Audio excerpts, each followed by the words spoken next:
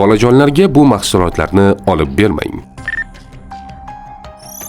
Chuqur ishlov berilgan mahsulotlar bu ishlab chiqarish jarayonida bir nechta ishlov berish bosqichlaridan o'tgan, tabiiy holatda bo'lmagan oziq-ovqat mahsulotlaridir. Bu mahsulotlarga shirin yogurtlar, sirok, chips, chupa-chups, kireshki misol bo'la oladi.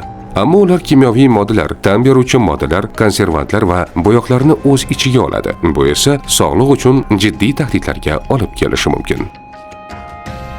Chuqur ishlov berilgan mahsulotlar salbiy ta'sirlaridan ba'zilari bu taomlar ko'pincha yuqori miqdorda tuz, yog'lar va qandni o'z ichiga oladi.